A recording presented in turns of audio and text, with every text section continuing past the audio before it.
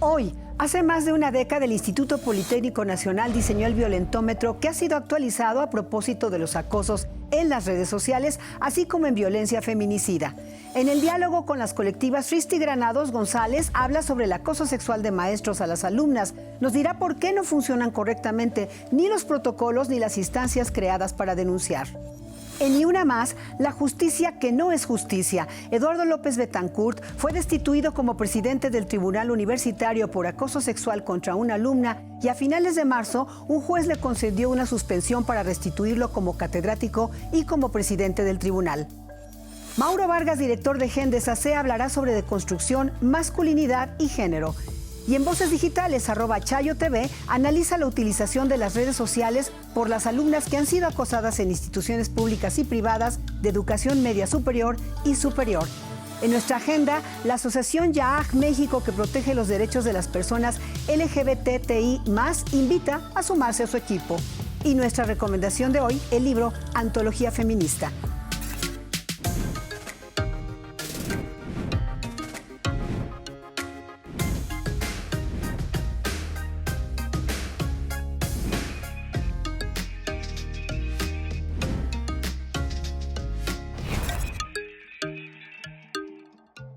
Hace más de una década, en 2009 para ser exacta, el Instituto Politécnico Nacional diseñó una herramienta muy útil para identificar la violencia de género, el violentómetro. Desde entonces ha sido traducido a 10 lenguas, incluido el mandarín. El violentómetro permite visualizar fácilmente las diferentes manifestaciones de violencia ocultas en la vida cotidiana que se desconocen o se confunden.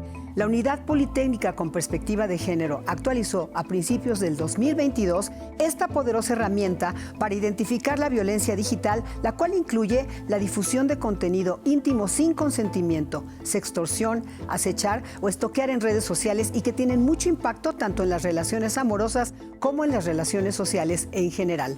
También se incorporaron las violencias más representativas, lo que incluye el feminicidio.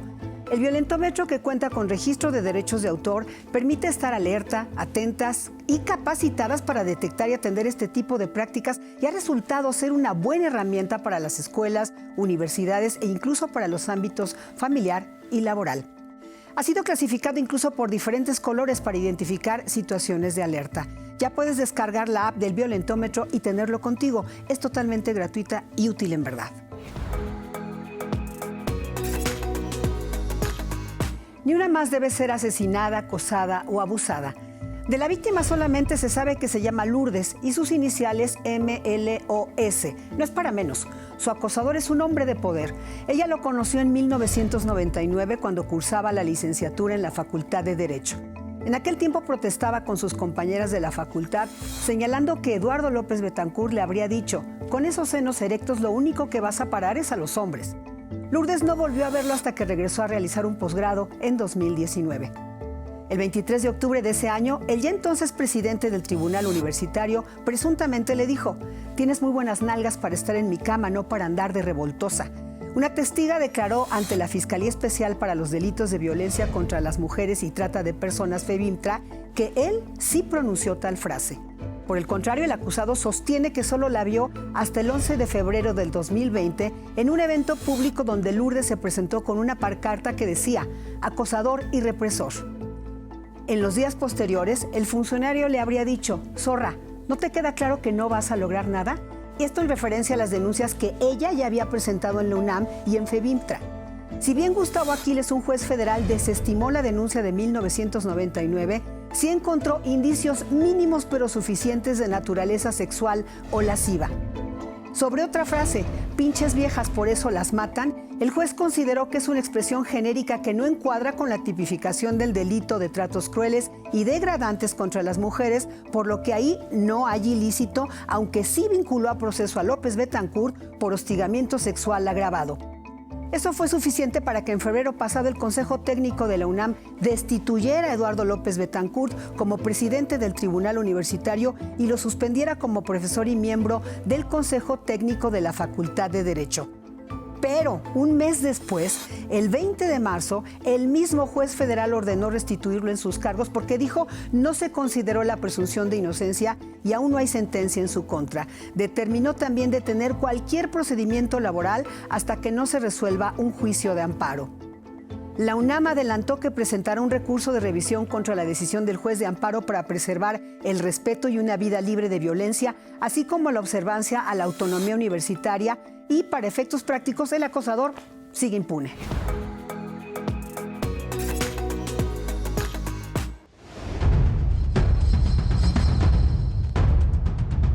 GENDES, Género y Desarrollo Asociación Civil, es un espacio ciudadano creado por un grupo multidisciplinario de colegas que nos abocamos desde las ciencias sociales a impulsar la igualdad sustantiva desde el trabajo con hombres.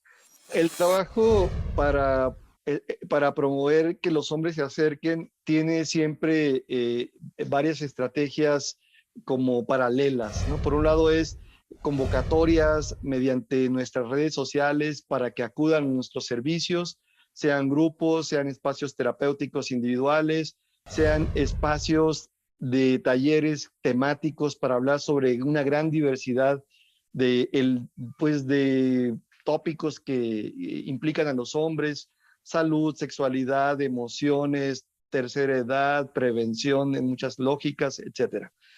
Algo que escuchamos mucho en los grupos es esta violencia machista, por ejemplo, de invadir a partir de miradas lascivas o de expresiones como los piropos de cualquier índole, pues que generalmente aluden a la corporalidad de las mujeres, con expresiones que nuevamente invaden su espacio vital.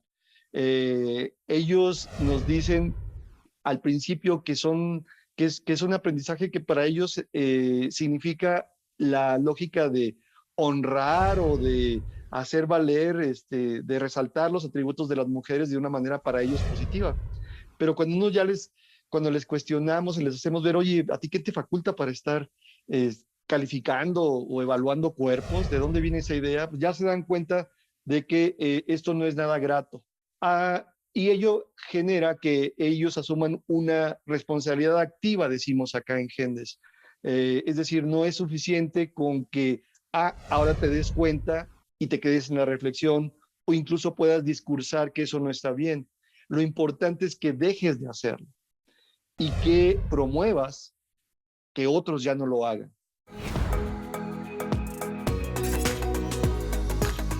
Sisti Granados, bienvenida. Tú has sido una de las víctimas de acoso sexual en la UNAM y que has estado siempre pendiente de las movilizaciones. Cuéntanos brevemente tu caso. Hola Estela, sí, pues mira, yo cuando en el 2003 estaba estudiando la licenciatura en Geografía, sufrí violencia sexual por parte de un compañero de la misma carrera y en ese momento no alcé la voz y no dije nada porque tenía muy normalizada la violencia sexual contra las mujeres, ¿no? Es muy sabido, era muy sabido entre compañeras que él pues acosaba, ligaba, etcétera. Sin embargo, no decíamos nada o no estábamos a la defensiva porque era como, pues así es él, ¿no? Uh-huh. Se aceptaba como tal. Y en su momento, cuando a mí me sucedió esa violencia con él, sentí que pude salir de ella fácilmente y por eso no le di importancia, ¿no? No me pareció relevante levantar una denuncia o publicarlo, no hacerlo público. Sin embargo, años después, en el 2018, una chica publica una denuncia en Facebook y a partir de ahí es que varias amigas y yo reaccionamos, ¿no? Y dijimos, wow, hasta que se sabe, ¿no? Hasta que se dice, se hace público. Entonces ya de ahí fue que yo decidí hacer una denuncia interna en la UNAM, ya siendo egresada. También eso es importante, ¿no? Aclararlo, porque también en su momento yo creo que no me hubiera atrevido a hacerlo porque todavía no me titulaba, uh-huh. ¿no? Entonces realmente pues me esperé hasta el final, ¿no? Y hasta que me cayó el 20 con esa denuncia, decidí hacerlo formalmente. ¿Tu denuncia prosperó? No. No prosperó porque en ese tiempo el protocolo de la UNAM tenía establecido una temporalidad de 1 año para recibir las solicitudes de queja, bueno, las denuncias, ¿no? Entonces, como te cuento, pues lo que yo viví fue en 2013 y luego denuncié hasta el 2018. Lo de siempre, que se rompe el silencio después y luego todo el mundo cuestiona, no está dentro de los protocolos. Cristi, La Red No Están Solas tiene fijada precisamente en su cuenta de Facebook el caso del maestro de Filosofía y Letras Arturo Noyola, denunciado por acoso y violencia en el 2011. El caso fue denunciado y en ese año le rescindieron el contrato, pero ya lo regresaron como investigador del Instituto de Investigaciones Bibliográficas. ¿Por qué no funcionan los protocolos? Yo considero que los protocolos son un mecanismo más de simulación, de atención a las víctimas, porque no están vinculados directamente con las áreas que están contratadas por el área jurídica de la UNAM, por un lado, y por otro lado, no tienen una vinculación directa con el sistema de justicia. Entonces, eso por un lado ayuda a pretender que se está arreglando, se está atendiendo el problema. Sin embargo, operativamente no funciona, ¿no? Las personas, además, que son encargadas de llevar a cabo estos procesos, se encargan de hacerlo lo más lento posible y sobreponen los derechos laborales del contrato colectivo de los trabajadores por encima de los derechos a recibir justicia de las propias víctimas. Entonces, esto es lo que genera la impunidad, porque a final de cuentas esto no permite operativamente que a ellas se les proteja, se les defienda, ¿no? Se les lleve su proceso. Tenemos el caso de Eduardo López Betancourt. Claro, del tribunal, ¿no? Y precisamente al inicio, o sea, lo que se puso en medios de comunicación fue, se destituye, ¿no? Yo en ese momento creía, wow, el avance, ¿no? El logro que se ha conseguido con la lucha feminista de las mujeres, ¿no? Pero apenas me enteré precisamente, ¿no? O sea, ¿cómo es posible que estando en un proceso de denuncia ya legal, ¿no? Se recaigan en estos actos. O sea, ¿cómo dejas en un lugar de poder a alguien que ya ejerció violencia, que ya es conocido como un agresor y permites que siga ahí, ¿no? O sea, pues sí es la impunidad total. La impunidad. Después de las denuncias que sin duda alguna ha liderado la UNAM y que empezó con ya basta después del Me Too, hay un montón de ejemplos en universidades, instituciones de educación media superior, de acoso de compañeros, de trabajadores, de maestros contra las alumnas. Esto desafortunadamente sigue. Sí, o sea, no solo las alumnas, las maestras, las trabajadoras en lo administrativo, o sea, realmente cualquier mujer que está en la universidad está a expensas de que suceda, de que sea víctima, ¿no? Y en otras universidades, aún privadas. Sí, y o sea, incluso precisamente en otras universidades, y los agresores pueden ser tanto compañeros de las mismas alumnas, profesores, investigadores e incluso externos, ¿no? Por ejemplo, pues el caso que sabemos del feminicidio de Lesbi, ¿no? Ahí fue un trabajador de la UNAM, pero también hay casos donde son personas externas de la universidad que se meten y agredan a la comunidad universitaria, a las mujeres que forman parte de la comunidad, ¿no? Entonces, o sea, es indignante que no exista una protección genuina. Claro. Hay un caso reciente de la Universidad Autónoma de Nuevo León, la más grande del país, muy representativa, pública, donde las alumnas, como siempre, han utilizado el recurso del tendedero para denunciar a sus acosadores.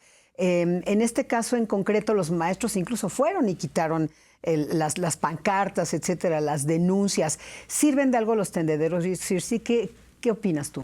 Claro, o sea, los tendederos se implementan ante la ineficiencia del sistema, ¿no? Una puede llegar a ir a denunciar oficialmente y pasan estas cosas, ¿no? De impunidad, que no se sigue. Entonces es una muestra del hartazgo, de la ineficiencia del propio sistema y del acceso y la falta de acceso a la justicia para la violencia contra las mujeres, ¿no? Entonces estos tendederos lo que visibilizan es eso. O sea, ¿cómo es posible que esta persona, que este hombre que me está violentando, ¿no? Que está ejerciendo violencia sexual, no solo conmigo, sino con varias personas, siga por ahí sin llevar ningún proceso en el cual se le responsabilice al respecto, ¿no? Entonces, ese es el objetivo de los tendederos, visibilizar que esas personas fueron violentas y sin embargo nadie hace nada al respecto. Impunidad. Circe Granados, muchas gracias. Gracias a ti, Estela.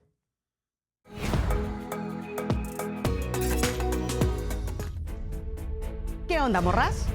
Lo que en 2019 surgió en la UNAM, poco después del movimiento #MeToo, fueron las denuncias de alumnas de la UNAM para señalar a maestros acosadores, lo que generó un fuerte y poderoso debate en las redes sociales, que si bien existía, no tenía esa resonancia y que continúa incluso ahora en otras universidades e instituciones de educación media superior y superior de México, tanto públicas como privadas.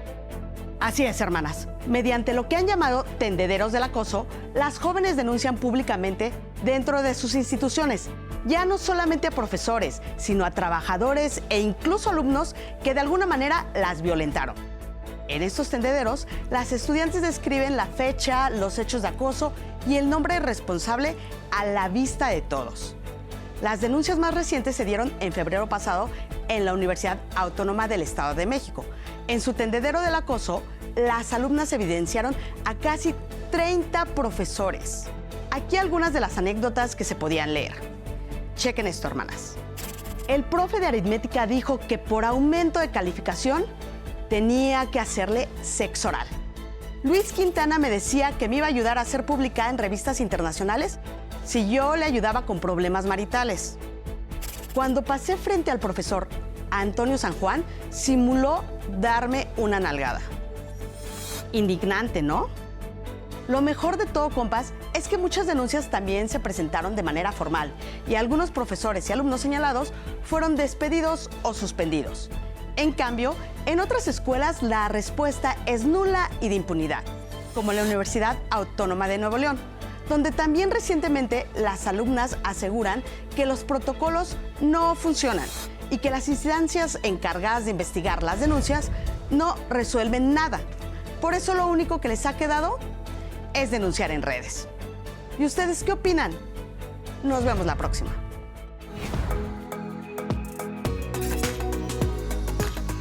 YAAG México es una asociación civil dedicada a proteger los derechos de las personas LGBTI+, para construir también una sociedad más incluyente, así como acompañar a las personas en su proceso de desarrollo humano. Si quieres formar parte del equipo de trabajo y ser un agente de cambio, súmate a #FamiliaYaag. Inscríbete a los programas de jóvenes LGBTI México, Mujeres Diversas YAAG o Fortalécete LGBT. Comunidad Mujer recomienda el libro Antología Feminista de las Tesis, quienes en esta edición recopilan y seleccionan ideas fundamentales de sus referentes en el feminismo para así introducir a las lectoras en el panorama que da forma a las intervenciones artísticas de este colectivo.